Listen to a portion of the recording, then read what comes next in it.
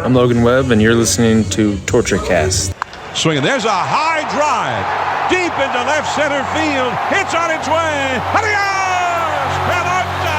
Let's go, Giants! SF Giants! Let's go, Giants! SF Giants! A grand slam for Buster Posey's good friend.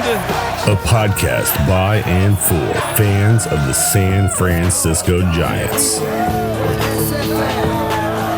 Chad King, Eric Nathanson, and Willie Dills. This is the Torturecast.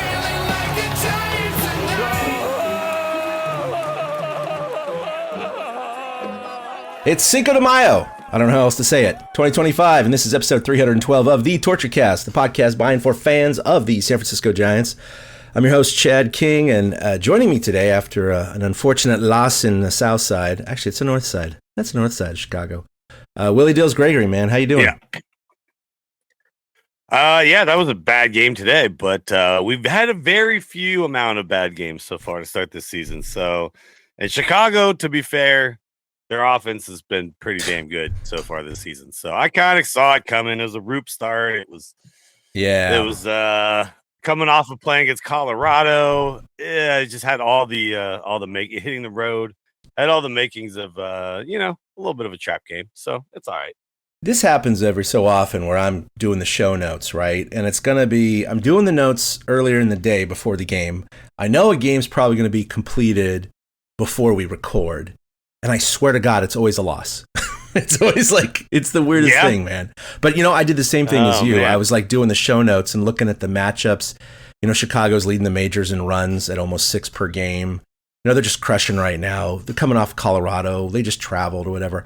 Roop was starting. I was thinking the same thing, man. I was like, I think this is going to be a loss tonight. But, hey, look, the Giants tied it up at 2 after the Matos homer. And then I thought, hey, maybe something will. Nope, never mind. And they lost 9-2. Yeah, our defense just absolutely. Yeah, defense crapped the bed, and our pitching, whatever. You give up 9 runs, obviously your pitching wasn't the greatest. But honestly, outside of like a couple of bombs, there's a lot of little dinky C&I ground balls and stuff that was really what did us in. And then, of course, not getting the outs when you're supposed to get the outs. But I don't think, it's like every team is going to have a bad game here, a bad game there. We finally had our stretch, I guess you could say. We actually haven't done a show here in a little bit, but we finally had our little stretch there with 3 in a row where we lost 2 to the Padres and then the opener to the Rockies. Oof, that hurt. I saw everybody in Reddit. I know that one did hurt, but that's just Verlander's cursed right now. I saw everybody in the Reddit just freaking out about it, and it was just like, guys, there's gonna be 3-game losing streaks. Like we still have an incredible start going. And if you look at the stats of the team, you notice something very specific, and that is a lot of guys who you expect to be hitting pretty well are hitting right around 200 or under 200. In fact, we have a lot of guys under 200. The game I went to recently, I went to a game. I brought a bunch of people from my pool team who are not Giants fans, and we got the $14 tickets and sat in the upper deck. But it was really fun. But I was explaining to them all the stats on the board, and I'm like, yes, so that's what he's hitting, and this guy's hitting 184, and that's not great. And then, this guy's hitting 192. That's not great too. And I'm just like, how many guys on this team are hitting under 200? And yet somehow we've gotten off to this hot start. It's crazy. No, it's true. And you mentioned we haven't recorded in a while, and I was traveling. Eric had some personal stuff go on, so apologize for that. But I will say on my trip, I did, and I think I talked about this on the last podcast, but I went to the Northeast with my dad. He's 78 years old now, and I've been doing a lot of genealogy research over the last 5 years and just discovered a whole crap load of stuff about our family, which is pretty amazing. And so, I said, hey, man, one of these days, Dad, you and I got to go and visit some of these places that I found in terms of like, my 8th great grandfather founded Palmer, Massachusetts, things like that, right? We got to go visit the grave sites. We got to go visit some of these other sites. And so we did. We went out for a week.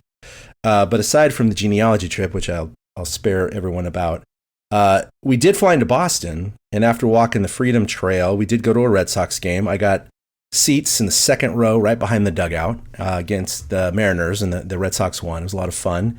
And when we were visiting a site up in West Winfield, New York, that's only about 20 minutes away from Cooperstown. So we did visit the Baseball Hall of Fame, and that's the second time I visited there. But the last time was August of 1995. And so it's been 30 years since I've seen the hall. And the outside, of course, looks the same, but the inside is quite different. A lot more people have been added since then, like another 150 or something like that. So it was pretty incredible. How much space did Barry Bonds get? So that was one of the things I was going to bring up. The first time you went. Okay. I took pictures of it. I don't think I sent it to you and Eric, but it was downright hilarious. Okay, so they have this whole section about records. So they have all these, stands like most hits in a game, and Brandon Crawford, by the way, was listed there, for 7 hits against Milwaukee. Cool. Most stolen bases in a game, which by the way was 6. I didn't realize that. Like 5 people have done that. And a few other things, and then like season totals and whatever. And there's only 2 players in the entire Hall of Fame that have their own like mini rooms. They're not full rooms, but they're more than one exhibit, right? That's like an exhibit with multiple walls dedicated just to them. And can you guess who both of them are? I would guess Babe Ruth. That is one. And then I would probably say, ooh, interesting. I know Nolan it's somewhat Ryan? Subjective. No, it was Hank Aaron. And so, Hank Aaron. Okay, that was on the tip of my tongue too. I was thinking it could be Aaron, it could be Mays, but I was like, a pitcher makes sense too, right? Like, and the Hank Aaron one was only put in like less than 10 years ago, but he has like kind of a semi-permanent exhibit to himself. Right outside of Hank Aaron's little wall there, where all the stats and the records are kind of listed by season and by career, I swear to God, Willie, is this tiny little Barry Bonds. Oh yeah, he has 762 home runs and hit 73. That's it. It's like this. It's like 2 paragraphs, 1 picture. That's it. Yeah, that's all it has. It's unbelievable how much the Hall of Fame itself completely ignores that. I mean, look, we're not going to get in all the semantics of cheating, not cheating, steroids, not steroids, but just the fact that they completely gloss over it like it was any other mundane stat. Oh yeah, this guy had 6 stolen bases in a game. Yeah, this guy had 73 home runs in a season. Yeah, it's the same. It's like it was just weird to see it. Yeah. It just made my blood boil a little bit. But it's not just the. I mean, you got to think about. There was a stretch there of baseball, an era, I guess you could call it, where Barry Bonds was the absolute most dominant player in the game, and there was, I don't know if you saw, somebody posted like a random list, and it turned out this was the list of all the players who had, I guess, either admitted to use or had volunteered to take tests that were not, I guess, aired publicly. This is before there was actually even a rule instituted in baseball. And then I guess some of the names are also, but it was a long list. And some of the names were pretty vaulted names, and some of them were just random dudes. And during the era Barry Bonds was using steroids, it was called the steroids era for a reason. So to me, it's like you gotta, if we have a dead ball era and a live ball era, and the mound is shifted down, it's like you gotta just acknowledge the fact that this happened. We're just pretending it didn't happen. This is like DEI and why we have this crap, in my opinion. Like, we're just not going to talk about it. So yeah, they had one panel about the steroid era, and it was all Sammy Sosa and Mark McGwire and their chase, right, back in 1998. Oh, wow. And it was just one panel. Again, they're acknowledging it, but it's like, they're kind of like, well, kind of we have to, sure. It was like Barry Bonds is like, well, I guess we should put him in here. Well, okay, stick him in the corner behind Hank Aaron. It's just like, you turn around the corner, you read Barry Bonds, and you're like, wait, 2 paragraphs and 1 picture and this tiny little thing. You turn around the corner, it's a whole freaking room about Hank Aaron. It's like, he broke Babe Ruth's record. Here's 18 pictures of it and accounts of it, and da-da-da-da-da-da-da. And you're just like, okay, I'm not taking anything away from Hank Aaron. That was incredible when he hit 715. Hell no. Nobody ever will. Yeah. It was just kind of like apples and oranges here. Anyway, it was just kind of funny. But I mean, 7 MVPs, 7 MVPs. I know. Like, there's nothing about that one there. Man. It's ridiculous. It's there's not a lot of guys with 2, and then we got this guy with 7. That's wild to me. So I was watching the Giants game today, and I don't remember the context of this, but Caruco kind of went on a little rant about how he thought Willie Mays might have as many home runs as Aaron if he did a different stadium. Yeah, I was like, I never really considered that, but you're making a lot of sense right now, Caruco, because he's playing Candlestick for so long. And Aaron's playing in Atlanta, so it's 100%. Willie's actually was asked about that several times, and he never made a big deal of it. He was very, mundane about it. He wasn't like, oh yeah, I would have. But he acknowledged. He's like, oh yeah, I had a lot of home runs taken away at Candlestick, but whatever, it is what it is. Sure. Polo grounds before that. I mean, and then Polo grounds with 400 and whatever, 500 feet to center field. I mean. Yeah, the dude probably had quite a few home runs left on the table there. How many warning track shots you think Willie Mays hit? Because what did he finish at 660, right? So and Hank, and Hank at 715. So I mean, you're only talking 55 home runs over almost 20 years. Well, Hank is 750. Well, right. 755 overall. You're right. So it was 95 more. So. Yeah, I mean, to say that Willie would have had 95 more is probably a stretch, but he probably would have had half that, I'm just going to... probably would have clipped 700. I mean, we're talking over a 20-game... Yeah.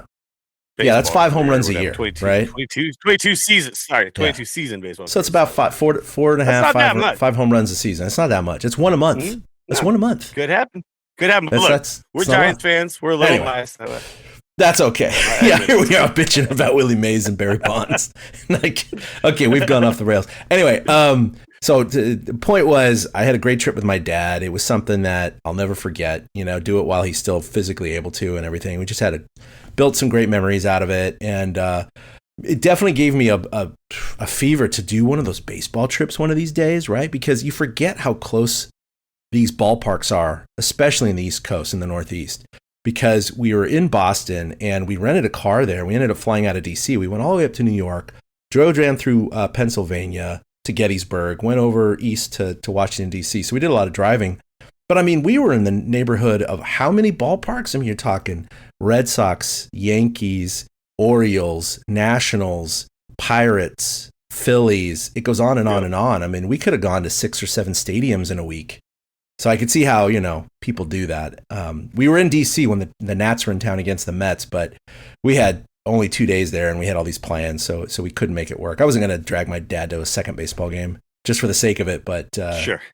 I want to do that in the future, man. That's something that, maybe after my kids are out of college and we're a little bit more financially stable, maybe I'll hook up with someone like you to do one of those trips. That'd be kind of fun. Yeah. Oh, that sounds great, man. And maybe not all at once, I would love to do it over 4 years. Well, no, I mean, if you do a week here, a week there, because you could do, like you said, that area of the East Coast, you can hit a whole bunch. You could hit up kind of the Midwest, and you could do a bunch down there. You could hit up Southern California and hit a few. It starts to be a little tougher when you get out to the West Coast because we get a little more space in between.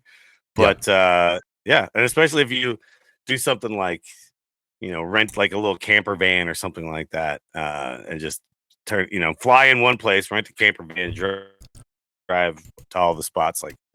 Could be super fun, man. Super fun.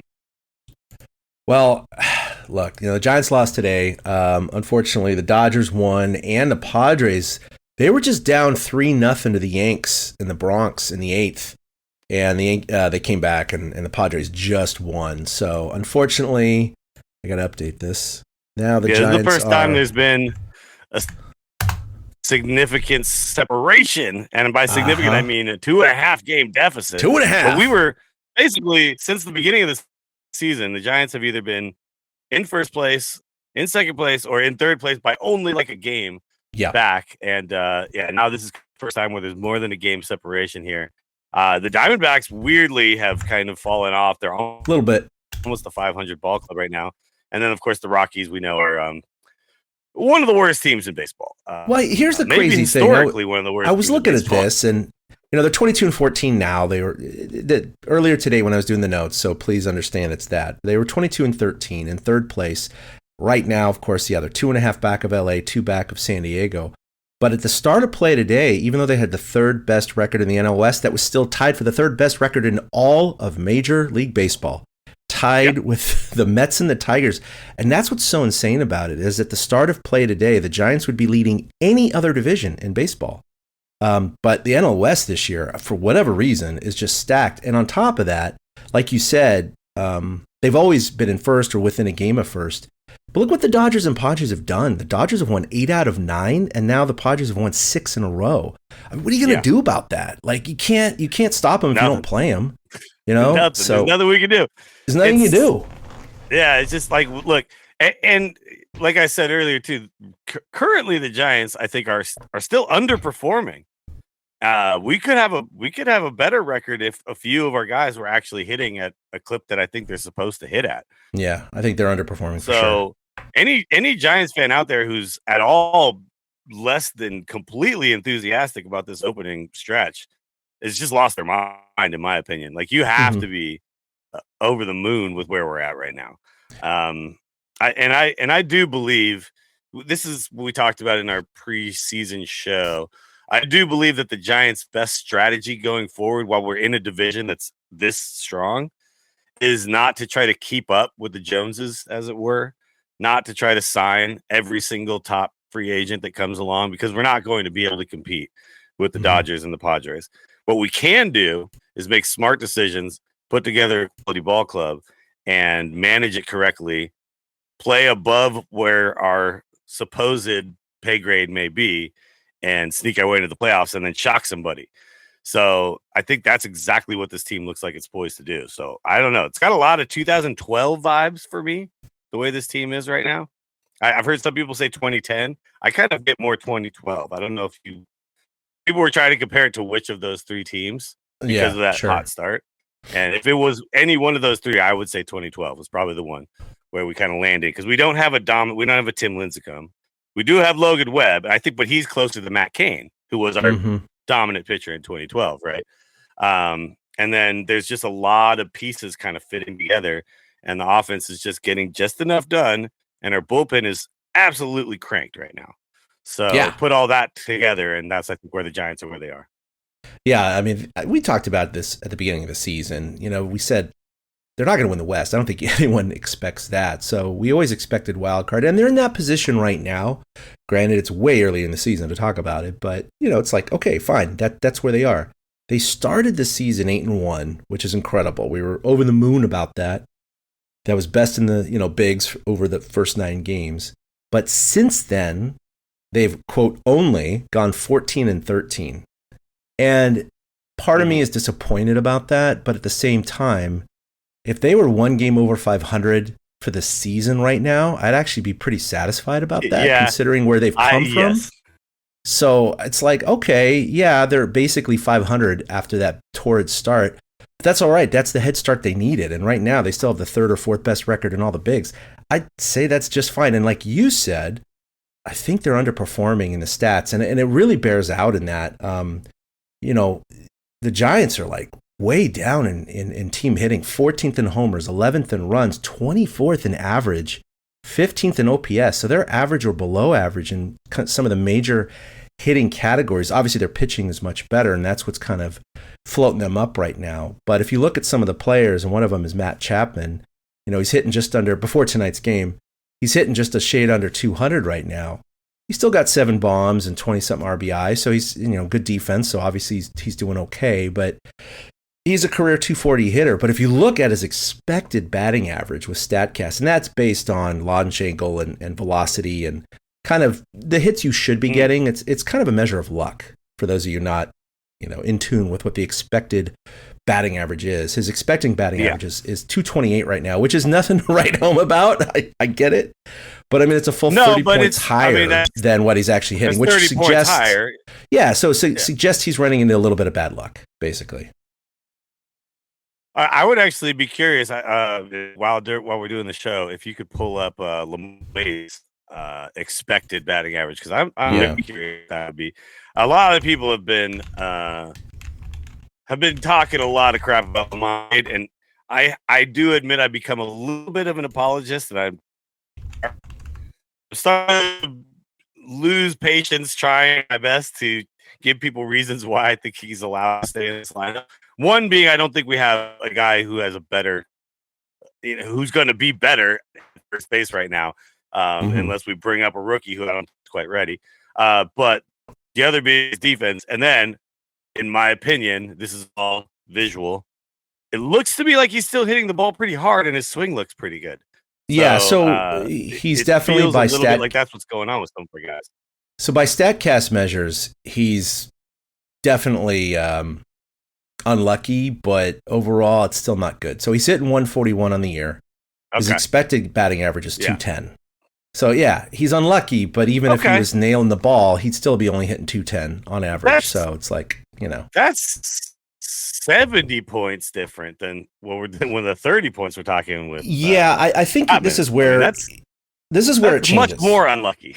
Okay, this is where it changes, man. Because, like, for example, Matt Chapman, obviously he's hitting 198 coming in today. His expected batting average is only 228. However, his average exit velocity is 92nd percentile. His hard hit percentage is 83rd percentile. His bat speed, 91.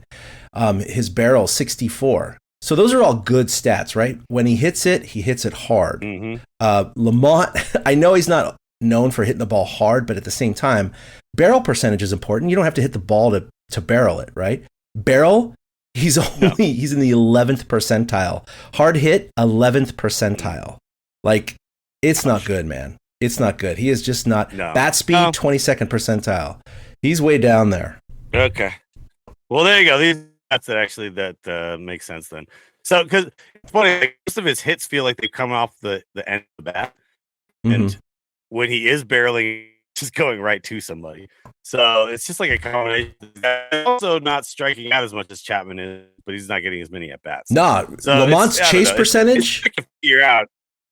Yeah, his chase percentage is the 99th percentile, meaning he's really good at not chasing the ball. He's really good. He's like in the top 1%. That's kind of his that's his thing. Wanted quality. He's always been good with that, right? Yeah, good eye. But his defense, like in my opinion, his defense has been absolutely phenomenal. He saved a bunch of errors. Like Adames would have more errors at this point if it wasn't for Lamont picking it. And other option at first base right now is Wilmer, and Wilmer's great there, obviously, but he's getting plenty of bats in the DH spot. And then Casey Schmidt, which I never really agreed with, didn't really understand that one, but that's what we were doing for a while there. I haven't seen it in a bit, but it's just I don't know until the guy comes up, until our boy Bryce comes up.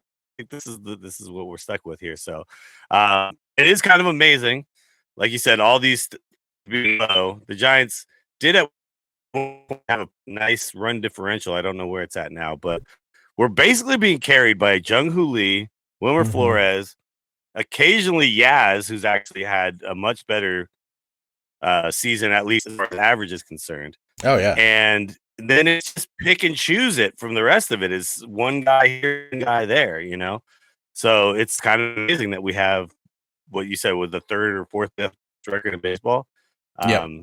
It's so yeah, I just don't want it to be, smoke and mirrors. Like, I don't think it is. I'm just saying that stat wise, they're definitely sinking right now. The Giants, man, this is crazy. After tonight, they're 22.2% of the way through the season, almost a quarter of the way through the season already. Dude, what the hell? Like, I know it's flying. Yeah. What the heck, man? Great. They're almost at 40 games completed. That's just like. It doesn't feel like it. I'm just saying. It just feels like the season just started, and they're already almost a quarter of the way through. So, but it's the 40 game mark, which they're approaching, really is kind of the first. It's even more than the president's first 100 days, because that's less than 10% of his term, right? So I mean, 40 games. That's is a lot. Like forever. That took. Yeah, right. We're not going to get political, guys. Not going to say. Not going to do it. Just gonna say he wielded a red lightsaber yesterday, but claimed he was the rebellion. Just saying. Yeah. He's also the Pope too. Anyway. Future Pope. Yeah. Hey, look, man, that's over. Cinco de Mayo now. Okay, we moved on. Yeah. But, stat check, we got homers at 7, Chapman and Flores. Flores, obviously he's third in RBI in the major leagues with 31 before tonight. Average, you got Jung-Hoo Lee leading the Giants at 305. And he's just leading Yaz in slugging at 492 to 491. But Yaz has the team in on-base percentage and OPS. So, yeah, like you said earlier, Yaz is he's having a good year so far. He's got 5 bombs, and he's doing fine. So he said earlier in the season that he has kind of become a little bit of fly ball hitter, and he's trying to hit the ball out of the ballpark too much. And he shortened up his swing this year. And it's very noticeable because he's getting a lot of balls that are going the other way or back up the middle, and he's getting a lot of like little dunks, line drives that land before the outfielders. Yeah. You know those before. He was getting hard hit balls that either went out or he was striking out looking, and I believe it was because he was waiting on a perfect pitch to extend on and try to put a charge into. Now he's just in the on the ball more often, and guess what happens when you do that?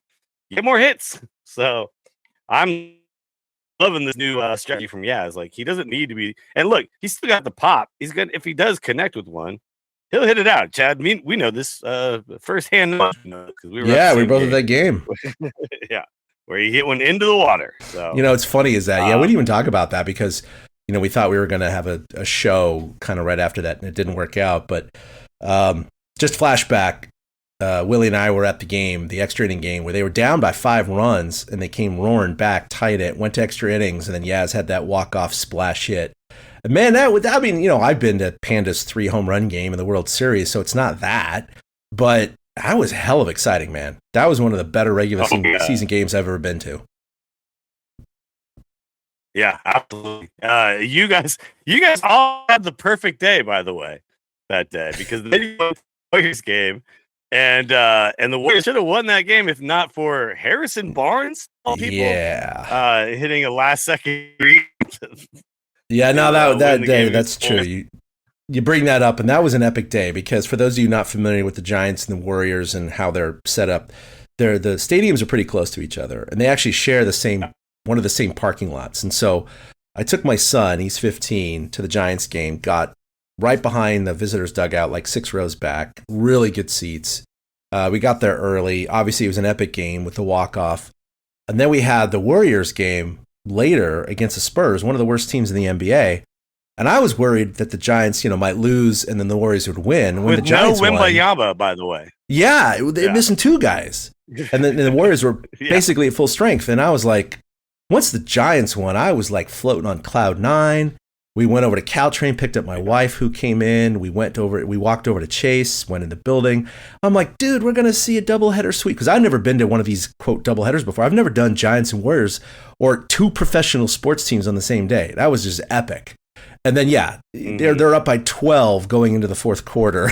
They just laid the egg. And somehow, of course, like you said, Barnes hit that last second 3. But anyway, I digress. That was an epic day in sports despite the loss. And look where the Warriors find themselves now. So it's all erased. Yeah. Right? It's all erased. Game 6, by the way. I was at game 6, which was... Dude, that must have been like the place was deflated because they're up 3-1 and then they lose in Houston, fine. Yeah. But then they lose back at home, and now you figure Houston's got all the momentum in game 7. So it must have been kind of a morgue walking out of there. It was me and my friend Max who I went with. We were definitely... I mean, we're huge Warriors fans. We've been fans since the Warriors won like 13 games a year. Sure. And we were talking about there was like a fan challenge thing, during a break at one point where they're like, we'll give you 24 seconds, just name as many Warriors as you can. And me and Max both looked at each other, we're like, I could probably do like 30 Warriors and like just any Warriors player. All you had to do was just start naming Warriors players. I'm like, what? And the idea was that you would do it and then they would show Draymond Green do it on the screen. Draymond did like 14 or 15. This guy did like 10. I can see when the clock starts, you get flustered or whatever. Sure. But I mean, when you've been a fan of a team for that long, it's like I'll just sit here and rattle off names, like whatever. But yeah, no, it was And there was a Rockets fan sitting like just to my left. So the whole night we were very excited. It was a good game all the way until the fourth quarter. Then it fell apart. And honestly, when I walked out of there, I turned to the Rockets fan and I said, "Hey, man, good luck with Minnesota, dude." Because I thought that's it. We're going back to Houston. I did too. 7. Like this, I thought we were toast. Yeah. But hey, alas, we're not toast. Here they are. Hey, we're moving on. They're moving on. The Lakers aren't. That's kind of sweet, actually. I like that. And I'm gonna go again. I'm going on Monday. Ooh, nice. Monday, which I'm not. I almost was gonna tell Max. I'm like, maybe we shouldn't, because after we lost. I'm like, right. I don't know, man. I don't want to be responsible for another one. Of course, that's not how that works. But okay, I'm a sports fan. So I flew back from DC last Monday night, right? And I got home late. I flew into SFO when the Warriors game was actually going on.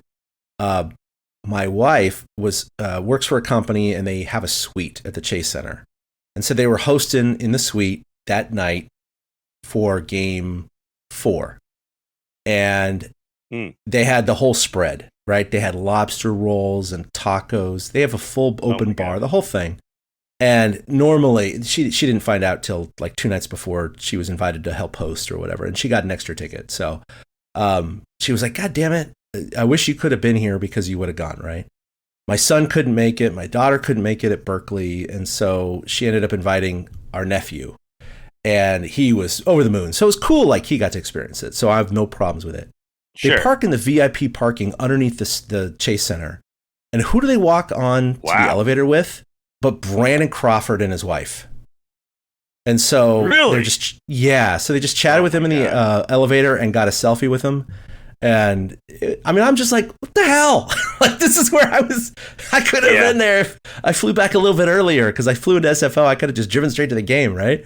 And of course they won. You could have pulled your phone out and gotten him to record a torture cast. Well, I have a bumper from him. I do have a bumper from him, audio. But anyway, that's true. Yeah, we got a lot. So anyway, just a side note, it was Giants connection there. I was just like, God damn it. But yeah, now that the Warriors have moved on to the second round, maybe she'll host one more and I can go. That would be nice. They'll have at least 2 games. So maybe it'll be one of those. Okay, at least 2 games here. Yeah. Yeah, exactly. We digress. So as far as we're way past the Giants having a lot of players that are in the top 10 of anything, right? So I just look out of curiosity, and on the hitting side of things, you only have Wilmer Flores 3rd in RBI and Jung-Hoo Lee 10th in runs. That's it for top 10. No one else is even close. Wow. So yeah, as far as pitching is concerned, Webb obviously is doing pretty well, but he's 3rd in Ks, but that's about it. His ERA is great. He's 2.61, but it's not in the top 10. Ray's got a good batting average against at 201, not in the top 10. What about innings pitched? I would think Webb has to be up there. Yeah, he's first or second or something like that. But I think there's so many of these young phenoms that come out, like a Jordan Hicks last year, right? They're so good at the beginning of the season. They're just blowing doors off everyone. And then the stamina starts eroding or something, the law of averages catches up with them. So, but Webb's always there at the end of the season. He's always there at the top in terms of ERA, innings pitched, Ks. He's so consistent. He is Matt Cain. He doesn't always get the run support, which is why we always call him getting caned. Although this year, I'm not going to say Verlander because his ERA was so crappy in the beginning of the year, but he is doing better the last few starts. But he has had some starts where he was leading. The team was leading when he left the game, and they couldn't get the W. We can't get the win. We all know he's chasing 300, and he's 7 starts with the Giants, no wins, 2 losses. So it's getting further and further away, dude. It's so sad. It's like it is because it's like we saw Randy Johnson do it with the Giants. We thought maybe Verlander will do it, but maybe not. I thought 3 seasons is what it was going to take him, which is very feasible at 42. He could definitely still go 3 more seasons. Now I don't even know if 3 seasons would be enough, Yeah, what's his total right now? So he's 38 away. He's at 260. 38. Oh, yeah, that's easily 3 seasons. That's 3 good seasons. Yeah, exactly. You have to get 12 a year, basically. Yeah. A little more than 12 a year. I mean, So, Logan Webb is lucky to get 12 wins a year, and he's their best pitcher. So exactly. That's not how this works anymore, you know? No, Like, there's no 20-game winners anymore. I mean, 15 is the new 20, like by far, easily. Sure. So, yeah, no, 38, I was watching a video about I was watching a video about unbreakable records, and was it Cy Young 511 wins. I'm like, that's the one. That is the one if you were to pick all of them. That's absolutely unbreakable, because who the hell, he had 30 wins or more like 12 of his 20 years, you know what I mean? Like it's insane. No, so 262. Yeah, in my right, opinion, 38 away. Yeah. For some reason I thought it was a little bit less than that, but he's not going to get there. Sorry, Justin. It's a long way. It's a long Sorry, way. Justin. I don't think you're going to be still pitching at 45, winning 13 games a year. Sorry, not going to happen. He's going to end up in the 280s maybe. It could be that, I don't know if the Giants are going to want to be the long-term project here for him. I kind of have a feeling it's not the case, because we do have a couple guys who are butting up against potentially entering this starting lineup for us. I mean, Birdsong has looked fantastic. And then obviously we just brought up Kyle Harrison. So, these are two guys who in the next couple of years are probably going to enter our starting lineup at least. I don't know exactly where everybody else is going to land, but Logan Webb ain't going anywhere. So it kind of comes down to, does someone like the Dodgers want to pick up a Verlander for a year or two? Do you know what I mean? Because they do seem to run out of starting pitching. I wouldn't be surprised if it's exactly the Dodgers who do that. Yeah, for sure. It's exactly the Dodgers. Yeah, exactly. Yeah. Yeah, I mean, the one thing you can say about the Dodgers is, their starting pitching, they seem to have the injury bug there. Yeah, that's what I was going to say, though. It's like if he joins them, he pulls a hammy in the second month of the year, and then he sits for 2 months. I don't even know. Yeah. Right. There's something about the mound in LA. I don't know.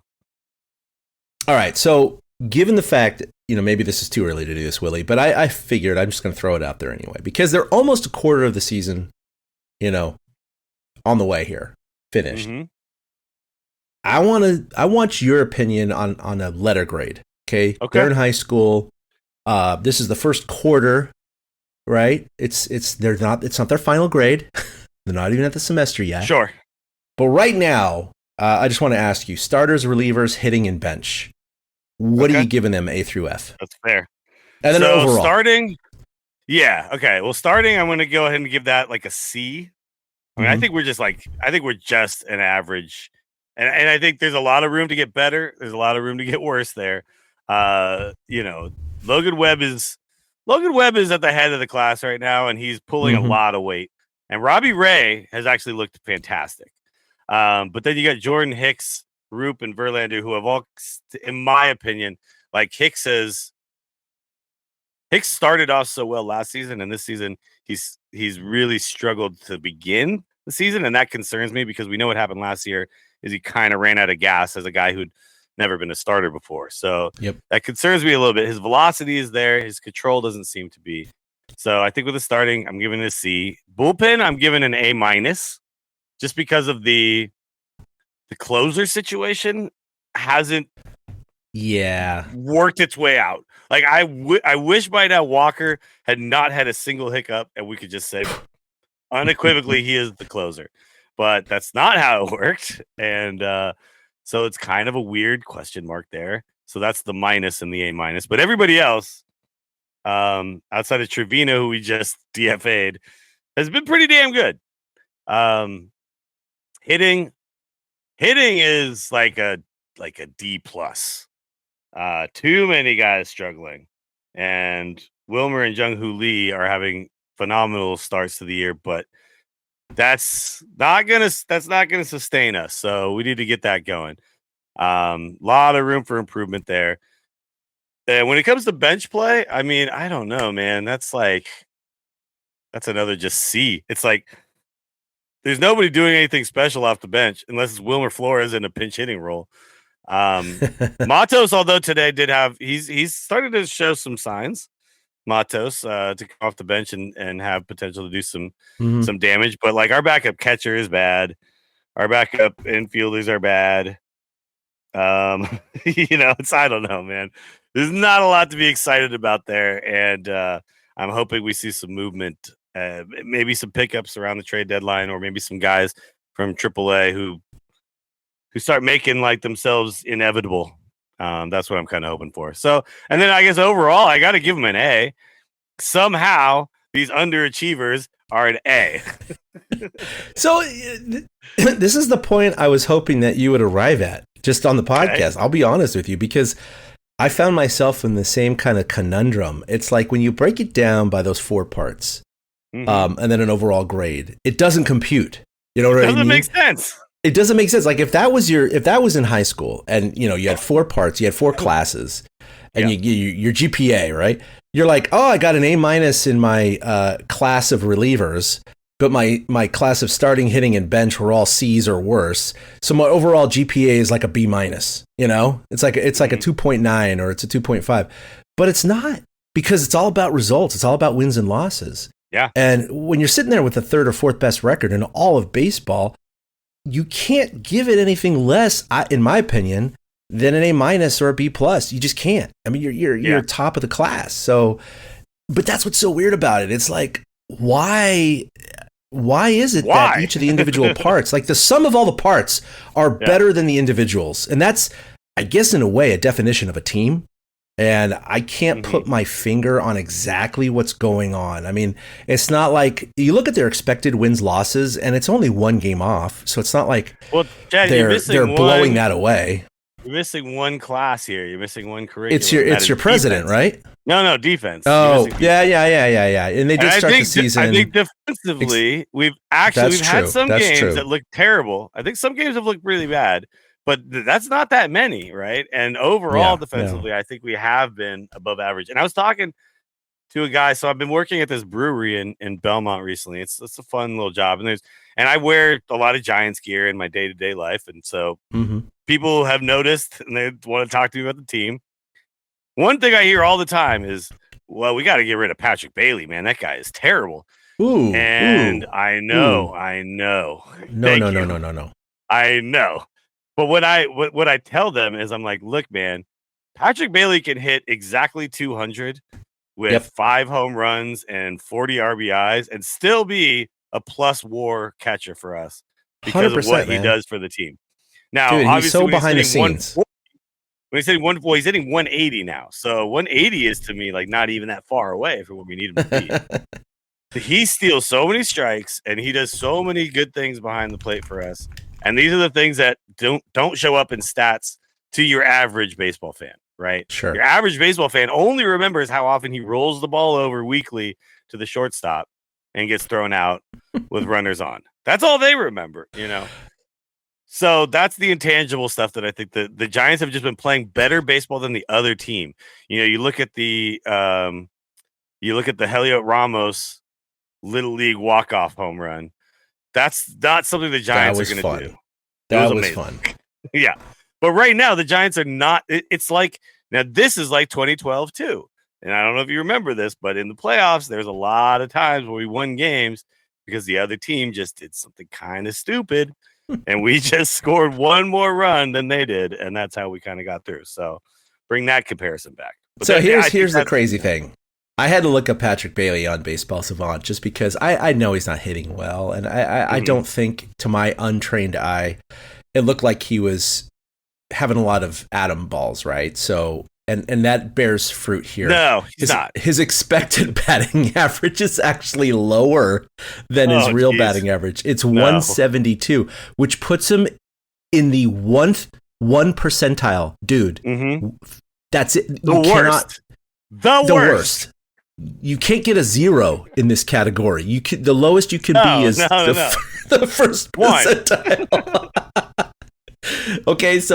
Oh, I got to admit, I mean, he's not hitting the ball at all. His barrel is 23rd, hard hit 18, average exit velocity 12, squared up 16, whiff percentage 3, K percentage 2. These are not good numbers, man. But you look at his catching metrics, right? Blocks above average 87. Okay, caught stealing 97, framing 85. And there you go. He's all red. All red all red Yeah. there.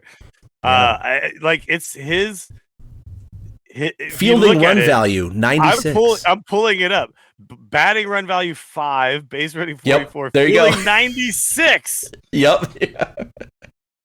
He's that much better than everybody else at the catcher position. It's kind of so I was right with you, man. You heard me right away. I was like, nope. I know he sucks at batting right now. I get it, but he's so valuable behind the plate, and that really contributes a lot to their pitching success right now. So it is what it is. Like I do wish that he'd wake up a little bit at the plate and leave, be in the bottom third, maybe not the bottom 5%. That would be nice, but his last few seasons he was always I'm looking up right here, 233, 234. So I feel like we can expect him to at least get closer to that by the end of the year. It'll come up. Yeah. I'm not. He'll have a hot streak and he'll get up to like the 220s, and then hopefully he'll kind of stick around there somewhere, and that's fine. And he has had a couple of hard hit balls this year. He's had a couple of balls that have been pretty decent. He's not consistent there. Yeah, he's not consistent. And it feels to me a little bit like that's just going to be where Patrick Bailey's career lands. He's just going to be a career defensive catcher who's amazing at it.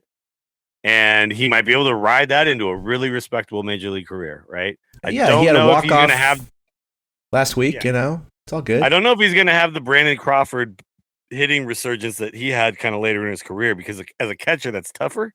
Obviously, you're putting more wear and tear on your body. But he doesn't need to. He just needs to continue doing what he's doing right now. So, these are the intangibles. I always found it interesting because now you'll have Buster Posey, obviously the greatest Giants catcher of all time, at the helm of the ship. And so I always wonder what his thought process is, because clearly he values his defensive metrics.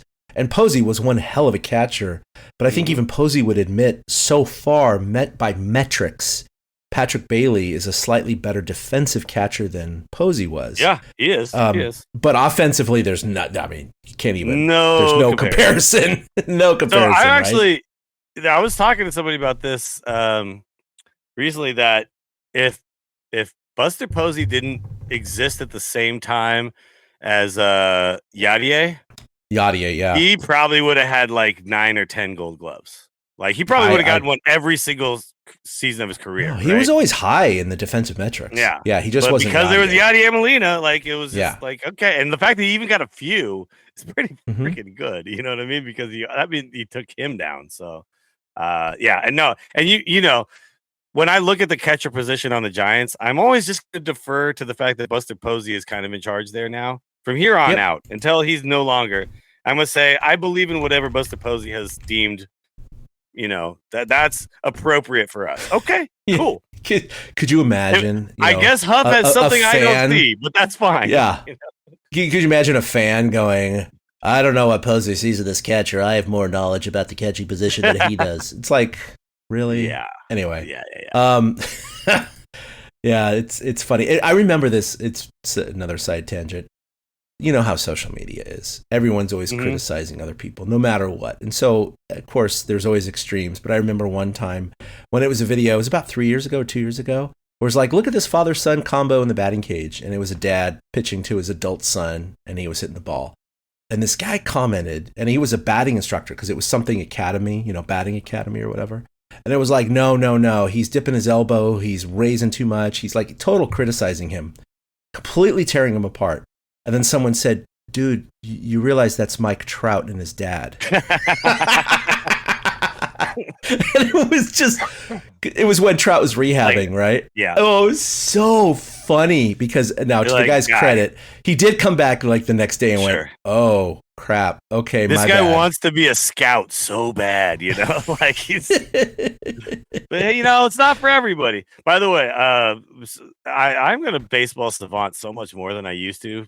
Now that we're talking about it, I love this site, dude. It's amazing. Yeah, I think this is great. But I'm just gonna pull up Buster Posey's last season, his very last season, 2021, 94 run value, fielding, 83 batting. Like this guy was still at the very top of his game. And when we're talking about catch like blocks, he was 99. He was a 99 percentile, which run speed 10.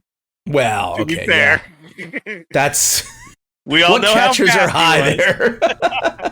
But no, I mean, like, dude, his you got to judge catchers' speed within catchers, right? Like, you can't compare them. No, he definitely Buster could have played as many seasons as he wanted to. He just did the thing. He did the thing nobody does. He hung it up when he was still at the top of his game. It's crazy.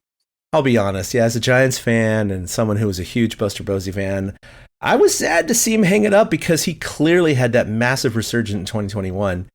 And there's no doubt 2022, 23 probably would have been decent years. Maybe not the best, but they would have been decent. But you know what? He did what he thought was prudent. He wanted to be with his family. And then he flips the script and he goes, family, what's that? I had enough. And he goes and becomes honestly, the president of baseball operations. You have to think being the president of baseball operations means more family time than being the starting catcher of the team, right? Yes and no. I think no because you don't travel like with the team all the time. You don't have to. Yeah. So, but he has more of a 9-to-5 job now. Like it's not. True. We play at 7:30. Like he's at the office. Like, of course he's at the games, but Yeah. I agree with you there. No, overall he definitely has more time. He's with the family in some luxury ass box now, and his kids are there with you know what I mean? Like, I don't know. Yeah, Buster 100%. Posey just conquered life, man. He's not even 40 yet. He's 38. By the way, do you realize that next year, I believe it's 5 years for eligibility for the Hall of Fame. Now, he finished at the fall of 2021, so I got to review that. I don't know if it's the beginning of 2026, like the class of 2026, or if it's the class of 2027. It's time to start the campaign, Chad. But regardless, it's either next year or the year after that he's going to be eligible. Can you believe that? That's what the hell? He needs our help. That's insane. We need to talk about this every single show. Buster to the hall, baby, and give this man more than a nook. I want a Buster Posey little tiny room, 2027, I just looked it up. So he's not eligible for next year's class because 2025 has already been announced. 26 will be next year, so it's less than 2. So it's still less than 2 years from now. We're going to be hearing if he gets voted in or not. There's been a lot of we won't go into it right now. But there's been a lot of conversation about this. I believe we should devote maybe an off-season episode that year, like before it happens. Like we should just talk all through it. You know what I mean? Because I'm doing it. I'm doing it. Okay, 2027 eligibles. Ready for this? Okay. Yeah. It's on the baseballhall.org, and I was just there 2 weeks ago. Hell yeah. Jake Arrieta, Jay Bruce, Wade Davis, Dexter Fowler, Todd Frazier, Brett Gardner, J.A. Happ, John Lester, Andrew Miller, Mitch Moreland, Buster Posey, Kyle Seager, Joakim Soria, Ryan Zimmerman, and Jordan Zimmerman. I mean, dude. Not a lot of great names there, dude. Dude, is there anyone, even as a non-Giants fan, that is more qualified than Buster Posey at a list? Not on that list, but the problem is, I know. The guys from the years before are still no. Who didn't make it are going to be in their 100%. second, third, fourth, whatever. Yeah. Yeah, because like 26, you got Ryan Braun, Matt Kemp, Gonzalez, Hunter Pence. He's not making it. These dumbass writers, baseball writers, they think that not putting someone in their first year is like some sort of duty. They do that sometimes. Have. Yeah. It's weird, so isn't stupid. it? It's like only Ichiro is going to be able to do it now. Like that's the bar. That's so silly. Like I'm sorry. But looking at the 26, guys, it's fine. Looking at the 26 list and then looking at the 28 list, there's no one that, except for Yadier Molina in 28. Yeah. And Albert Pujols. Okay, well he's a lock. Okay, for 28. He's a lock. Yadier and Albert are a lock. Yeah. But then you have Stephen Vogt, Justin Upton, Kurt Suzuki, Steven Strasburg, David Price, Darren O'Day, Mark Melanson, Brock Holt, Lorenzo Cain, and Zach Britton. No. Sorry. No, some of these guys could have been, but they didn't do it. No. So you have Yadier and Albert in 28. In 27, Buster's class, you have Buster, and no one else is close. And that's it, man. No, that's it. I mean, you have guys with long careers like John Lester. You can make the case for Lester. Todd Frazier. Frazier, yeah, that's iffy though. No, they just have long careers. So okay, those are the guys that get in after like 7 years. Yeah. Those are the guys that get in. So I used to think about this back in the day. I don't know if you kind of had you're like, oh, okay, no, that guy makes sense, but I don't know if I remember him being like that great. And like for me, like there was this kind of name where I kind of thought like this is the threshold when I was younger, and that to me was Eddie Murray. Yeah, Eddie, you know what I mean? Like to me, he felt like he fucking deserves it, but I'm not. I'm not gonna be like that guy was. You know who my bar is now? And ever. Is he never was MVP. Dude, it's like Harold Baines. Harold Baines. Okay. Yeah, there's names like this. You know what I mean? Come on, man. Like DH for the White Sox. Like what the hell? Yeah, but I mean, like then there's guys that are freaking obvious, and then like I kind of thought, okay, that's the guy who is like. I don't know why in my brain I just had a bunch of like Eddie Murray baseball cards when I was a kid. I used to always be like, this guy seems pretty good every year, but he's got 3,000 hits and 500 home runs, so that's insane now, right? But obviously baseball is different. It's hard to get to that point. Do you know the two closest guys to 3,000 right now? They're like Jose Altuve, right? He's Altuve and Freddie Freeman. Yeah. Yeah. And they're both quite a ways away. Yeah, they're quite a ways away. I saw that. Yeah, 3,000 hits is not that used to kind of be the benchmark, right? Yeah. Buster Posey had 1,500 on the nose. 1,500 hits. But I think you have to look at the other intangibles. Like Eddie Murray, no MVPs, right? That's the whole thing. Yeah. No MVPs. He wasn't like considered like a Gold Glove, like incredible field. He was just like Steady Eddie was his freaking nickname. he was the guy who just has a good season every year. It's funny that I'm bringing up Eddie Murray on this Giants podcast, and I never thought that would happen. That might be a first. I don't know. Out of 312 episodes, that could be the first. Yeah. But like the thing is like the what you have to look at now is a little more nuanced, right? And I hope the writers recognize that you can't just plug in a stats machine anymore and go, oh, well, he did X number of wins, X number of hits, X, because it's impact on a baseball season in a brand new era where we don't care as much. There's not as many guys just hitting 40 home runs a year. There's not as many guys hitting 300 every year. There's not as many guys getting 20 wins a year. Like these were the benchmarks, right? We don't have those anymore. Now we're looking at where you rank amongst everybody else in baseball. Okay, so this is interesting. Okay. I brought up AI answered for me. Baseball Hall of Fame odds for 2027. Now, I assumed it was going to include, like you had noted, who would be there from years past, right? So let's see if I'm interpreting this correctly. No, I don't think I have it. Because they have like Carlos Beltran at 70%, but that's because, Andrew Jones at 66. Because he's already been through a couple of times, right? And hasn't gotten in or whatever. Yeah.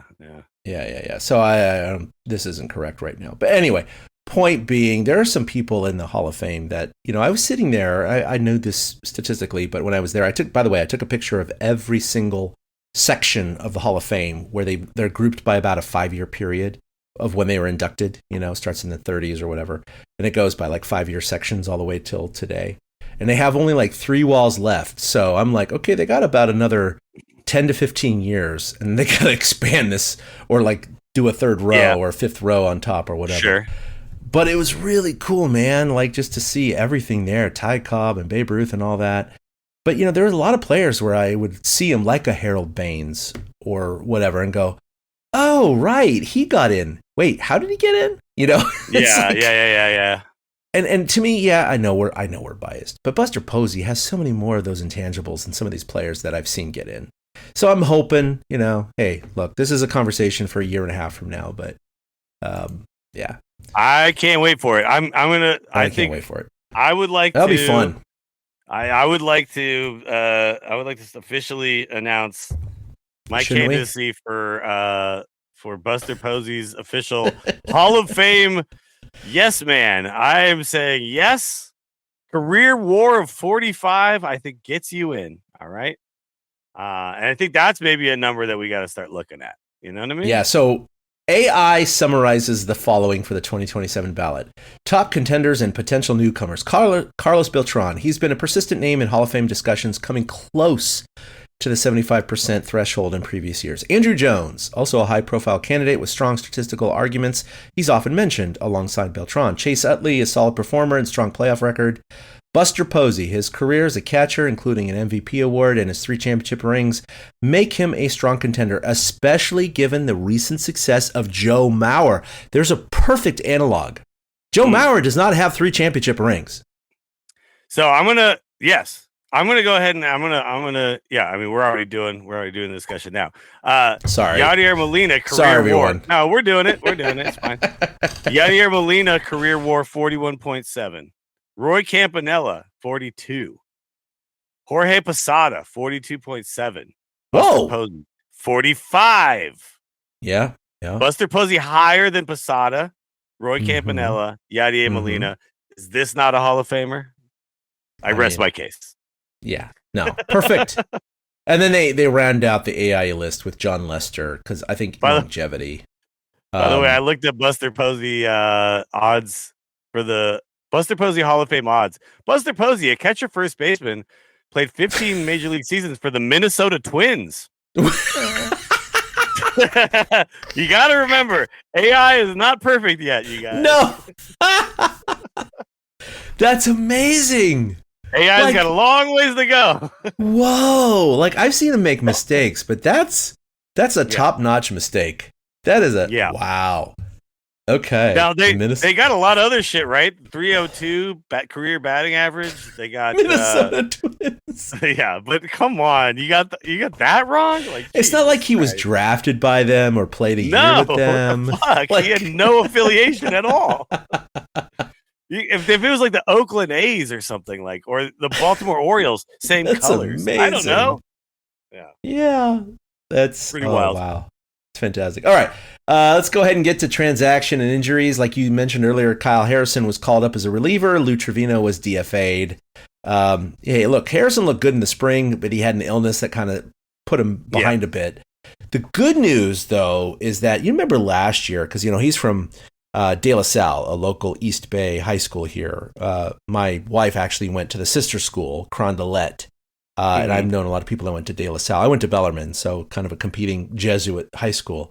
Last year, his fastball was only averaging 92.5, which a lot of people were concerned about because it was consistently a couple miles faster than that. Well, so far at AAA, he's topped out at 97.8, and he's averaged a little bit below that. So that's significantly higher. That's significantly higher, right? Yeah. So, I mean, hopefully that translates. I mean, he had a 3-something ERA in Sacramento, but I mean, it's the Pacific Coast League. They have a high ERAs. It's a hitter's league, so I'm not too worried about that. His big rub for me was always control. I'm not even with a little bit less of a velocity thing, he's still fine. It's just, can he avoid hitting batters, first of all, which he has a tendency to do, which can be effective if you're kind of known as a guy who might plunk you. Batters get up there with that thought in their head. That's not the worst. But he also seemed to he used to somehow just lose it in the middle of the game. Sometimes at the beginning of the game. So that's the biggest thing I'm going to be paying attention to when he comes in. I've heard he's coming in definitely as long relief bullpen style. So we'll have 2 guys that can do that. But that's a position that can work your way into some spot starting and maybe even finding your way into the rotation, depending on how the other guys are doing. Like Roop is, 100%. I don't think, solidified. So, yeah. No, I think, Roop's a prime target to be replaced, and perhaps Jordan Hicks, because you brought it up earlier. He was money his first, 8 starts last year. He was on fire. He was making rounds on MLB.com. Look at this fireball. He's throwing 99. He's blowing everyone away. This year, aside from the start in Houston in front of his family, he's really that was a great start. Yeah. He's just crapped the bed, and so he's another candidate as well. And so you're right. Birdsong and Harrison are two prime candidates. We know Hicks could be transferred back to the bullpen. That's what he did most of his career. So that's not a hard transition for him. Roop, he's done both. So same thing. Their relief has been excellent, as we noted earlier. So I don't know. I mean, we'll see what happens. I definitely, we're 22% of the way through the season, but if we get, down in the 30s or whatever, and Roop and Hicks are still, they have 2 or 3 more bad starts, and the other 2 guys are having good relief appearances, I think it might be time for a change. But, I'm sure they're monitoring it, so it's not too big of a deal. Trevino, of course, was a journeyman. He had Tommy John surgery. He was coming off of that. He made the team, but over 11 appearances, he had a 5.84 ERA. So he was DFA'd. He was, in my opinion, the guy that I had the least faith in when he came in out of the entire bullpen. And there's always that guy. If you ask, there's Reddit always right going to now, be the guy. Always going to be the guy. If you ask Reddit right now, they still think Camilo Duvall is absolute trash. I completely, he saved 3 games in that series last week. So, I love the fact that it's almost like a fire has been lit under his ass a little bit because he lost that closer position, and Walker in a way, Walker's had the issues. Which here's the thing with closing though. You're under the ultimate microscope when you're a closer. You give up 1 or 2 runs in the 7th inning. Nobody locks it into their brain, No one. You give up 2 runs in the 9th inning. Nobody forgets ever. People still think that, like they're like, oh, I'm sorry, the beard, you sucked at his last year. And you're like, all right, guy. He also closed out a World Series for us. I don't know. Yeah. It's one of the Santiago Casilla. That's another one. People think he's terrible. I'm like, dude, his career stats were unbelievable. You just remember one time you went to the game and he blew the save. Yep. And that's why closing is the toughest pitch, position in the bullpen. So I don't know. I would like one of these guys to kind of pull ahead, but maybe there's a little bit of something to them pushing each other. Maybe. Then you got Tyler Fitzgerald. He's on the 10-day injured list for a left rib fracture. He'll probably be back by mid or late May. Brett Wisely, of course, was called up to replace him. And then Casey Schmidt has been on the IL since April 19th with a left oblique strain. He'll be back in late May. David VR was called from Sacramento. So does it seem wild to you that a rib fracture is somehow a 10-day IL? Yeah, it's one of those things where it was retroactive to the 19th. Have you ever fractured a rib? Okay. I have not, but I've known plenty of people who have, and it's really painful. I mean, breathing, twisting, swinging, throwing, all that stuff. Running and trying to steal bases and then diving head first. I mean, which is what we kind of expect him to do. How do you do that with a fractured rib? So no, it's one of those things. You just got to let it heal. I think I would like to let him just recover because I think he's a guy that I really want.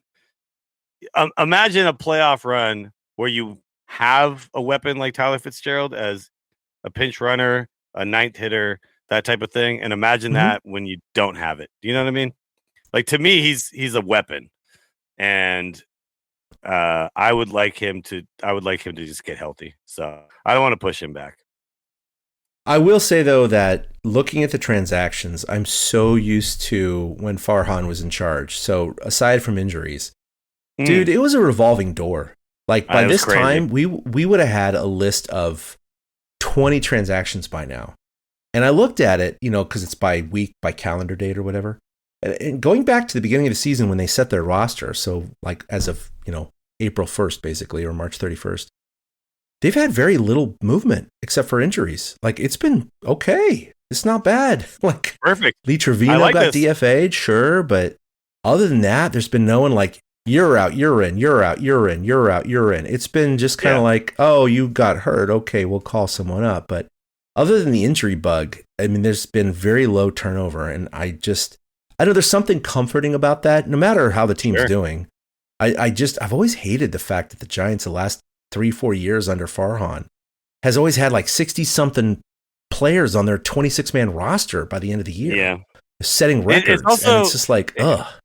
It doesn't even make sense when you think about the fact that there's these rules around how many times you can be moved up and down, right? Yeah. So we're just using these up. willy nilly. And how much is it? Is this really adding wins to our win total to just be like in and out, in and out, in and out?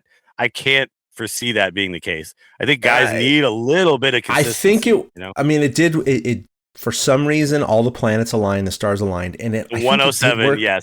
Yeah, I think it worked then, and everybody, I bought in. I think you bought in. Eric bought in. I did, and it was like, oh crap! So maybe this is the new way baseball is done. And then we saw it fall flat on its face the next 2-3 years, and we're like, okay. Every dog has its day. Every clock is right twice a day. Yeah. It happened.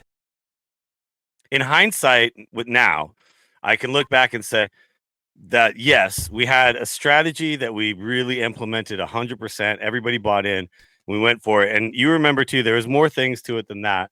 There was obviously like kind of the line change stuff that we were doing and the way we were utilizing pinch hitters and our bullpen. But there was also, if you look back on that year, the fact that nobody got freaking hurt, man. Like we just got so lucky with the injury bug. So resurgence with Posey, and then Crawford and Belt having career years too.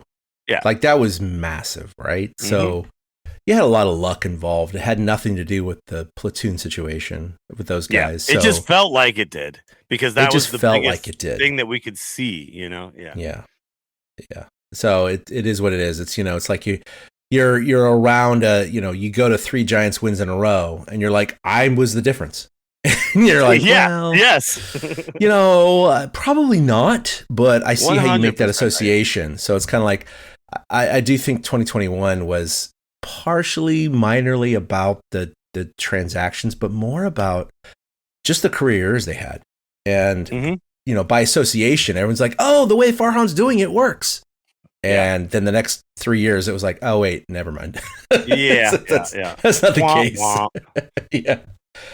All right. In other news, so obviously they had the Cubs for 3. They played game 1 tonight. They got 3 in Minnesota before coming home for a 9-game homestand. And as we said at the beginning of the podcast, the Cubs are leading the world in runs scored with almost 6 per game, and they scored 9 tonight. So there you go. They're also first in hits, stolen bases, triples, third in home runs. And they had another 3 tonight. Third in walks, and they've hit into the fewest double plays. 3 guys were at 9 bombs at the beginning of the season or beginning of the game. I think one's at 10 now.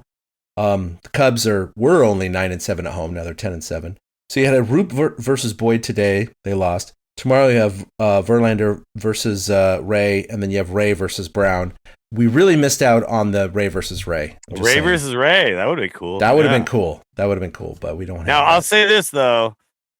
I just think can we get out of this at least getting one of these? I'd be happy with. But the Giants are very good at winning series when we lose the first game so far. Yeah, they have been. And it's funny because the Giants have traditionally been bad in my mind, and I know it's wrong. When they win the first game, they lose the next 2. Yeah. So it'll be great if they flip the script. Chance.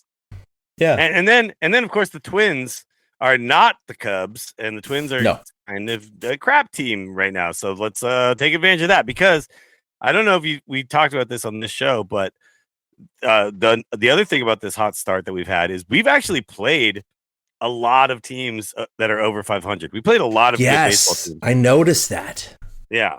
And so the fact that we're doing well against good teams is a great sign, obviously.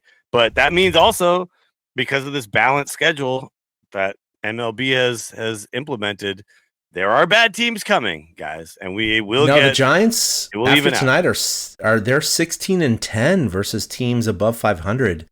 The Padres are doing well too at 13-8. The Dodgers are only 7-6, but that also shows you. Look at that, dude. More of them. Yeah. We have played twice as many games against winning teams as the Dodgers. The Dodgers have only played 13 games. The Giants have played 26. And we're 2.5 back. 2.5 back of them. So poor Rockies have played 25. They're 22. Look, it'll even out for them too, okay? Arizona's at 19, San Diego's at 21, but LA's only at 13. So it shows you LA might have a little bit of a, artificial bump here from playing, worse teams. It's inflated. It's a little, Anyway, we're saying that now. Who knows what's going to happen? Obviously, the Dodgers are probably going to win the West. So, in other news, I heard today that Ross Stripling is calling it a career. He's retiring. He's only 34 years old.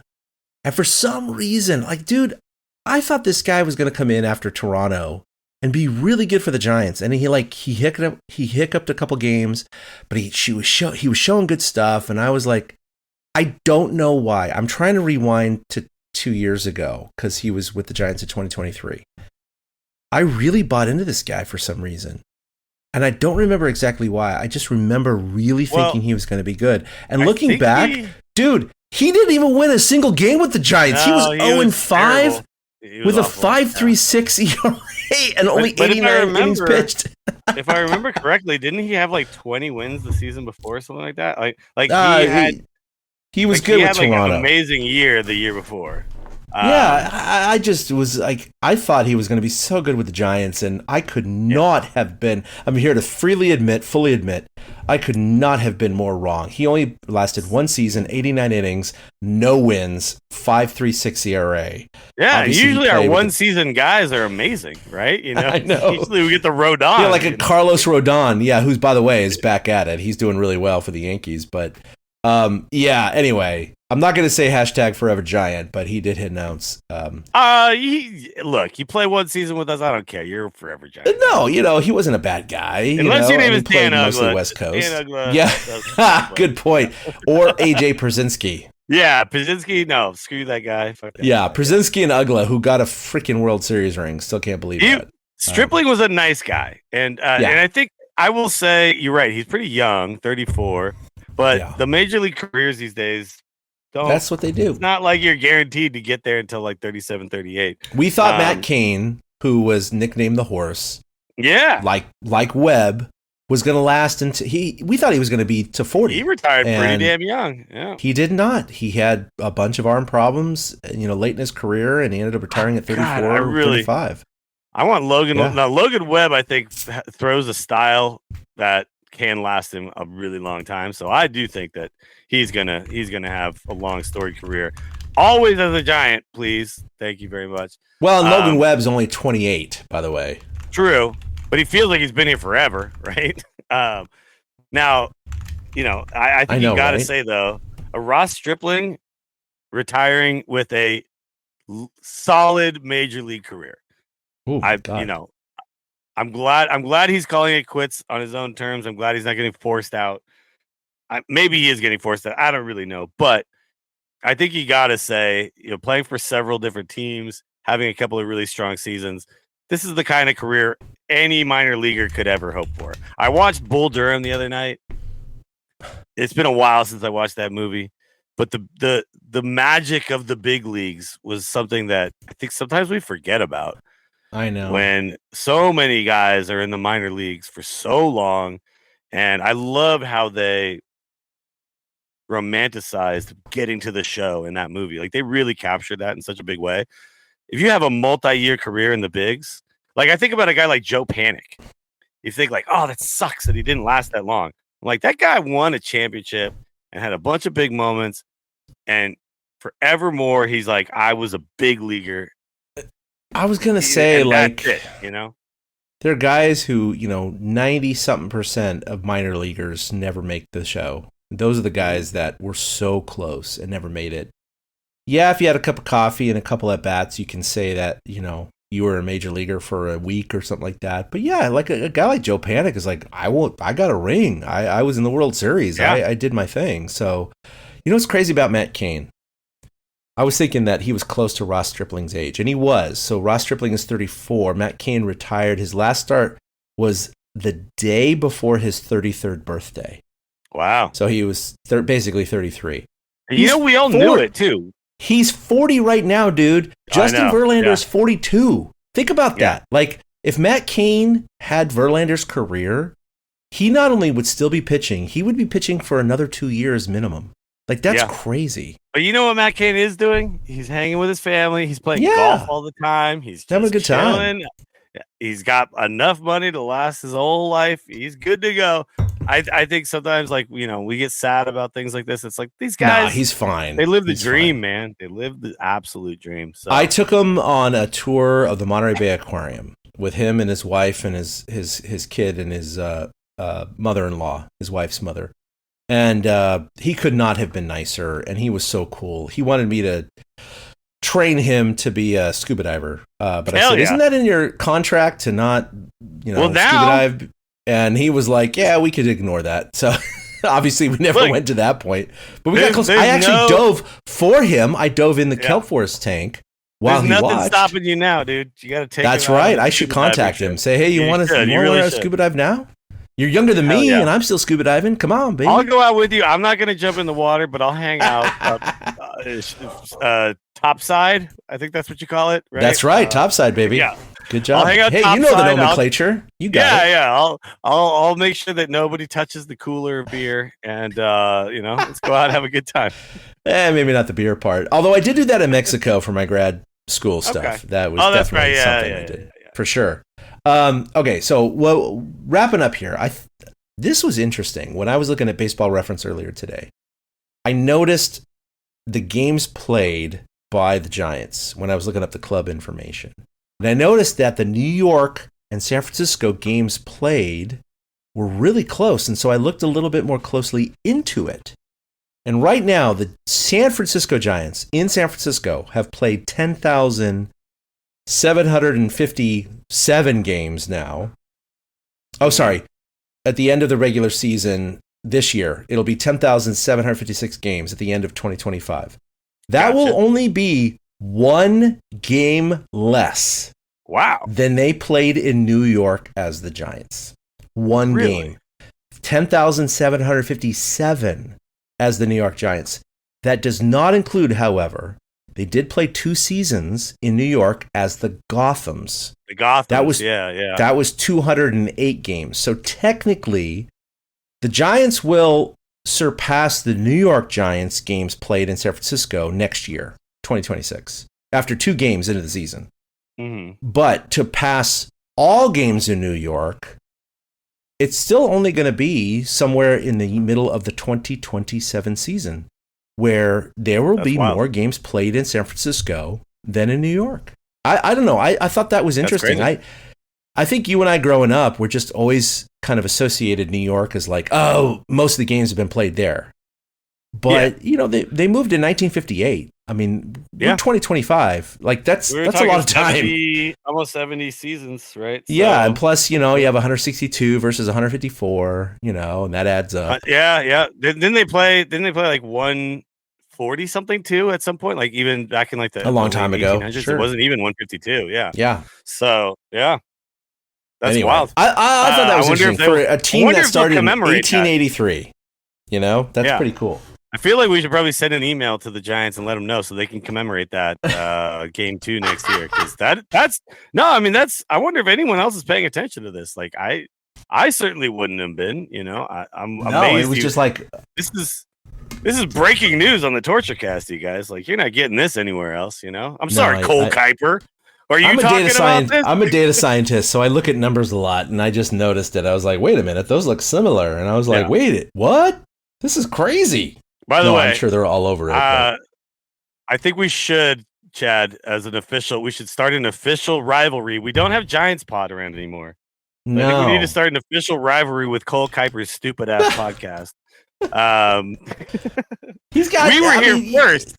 Yes. I'm sure it's good. I don't listen to it, but I'm sure it's good. No, I don't either. I mean, a couple times here and there, but no. I mean, look, he's got whatever. It is what it is. No hate against him. I think it would be good. No, I think it would be a good way to drive a little traffic our way too.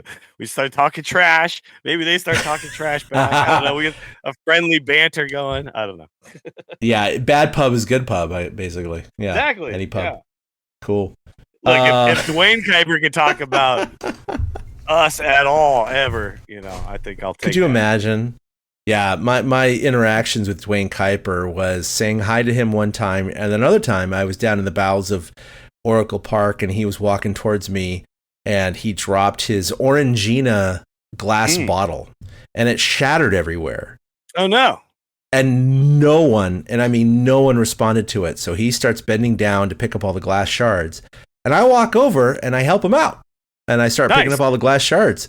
And he looks around and he's like, hey, man, thanks. You were like the only guy who even reacted to this. Right?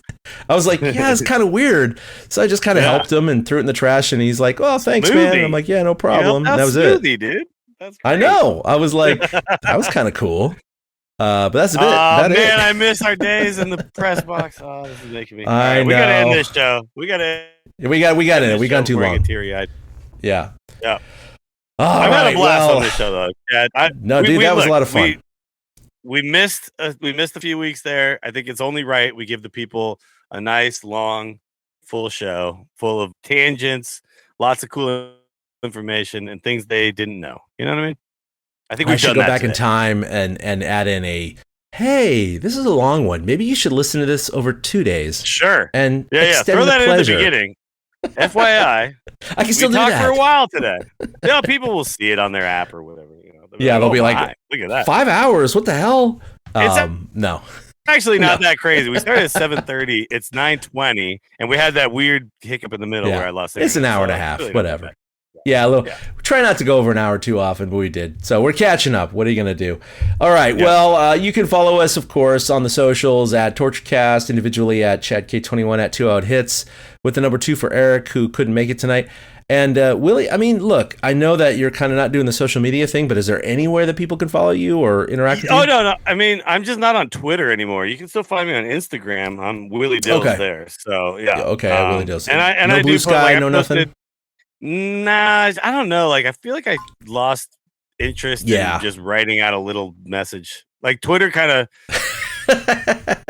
It had its moment in my life, and then Elon ruined it, and now I'm just like, I'll just post a picture. So like when I was at the Warriors game 6, I posted a picture there. Yep. When I'm golfing, I'll post a picture. But I'm not. Yeah, I'm kind of over that. So I'm the same way. I mean, I loved Twitter in its heyday. I used it as one of my main news sources for sports and news and information. And well, we all know what it's turned into now. It's ass. It's ass now. It's Giants Twitter though. Rally enchiladas. Giants Twitter's great. Yeah, no, those individual accounts are fantastic. Come on, that was amazing. That era. There's just all sorts of additional stuff that's recommended. I'm like, what's going on? I didn't even follow these people. Why are you recommending this? This is crazy. But anyway, So anyway, follow us on the socials. Facebook. We have Facebook /TortureCast, and of course, you can always find everything at TortureCast.com. So that'll do it for episode 312. We'll be back in a week for 313. Got anything else, Willie? No, I mean, just we are ramping up the brand new season of the MGA, the Mediocre Golf Association. Oh, yeah. We've had 2 tournaments. The last tournament was epic. We played Sunnyvale Golf, Municipal Golf Course. I had a couple of new guys in my group. A guy in the who won the tournament shot an 80. He got a hole in one. An 80? The guy I played with, I know, he shot an 80 exactly. He had a hole in one, man. I know. No, that's pretty cool. I shot an 89, and I was pretty damn proud of myself. Dude, I've never shot anything below a 90 in my life, so. Wow. Okay. Well, there's always time. I'm horrible. There's plenty of time, man. Look, I know you're not going to round first trying to stretch to a double that much anymore these days, so maybe it's time to pick up those clubs again. But, so if that's something that interests anybody out there, we have chapters all over the country, 100 chapters in total. So mjatour.com is where you can find out more information about that.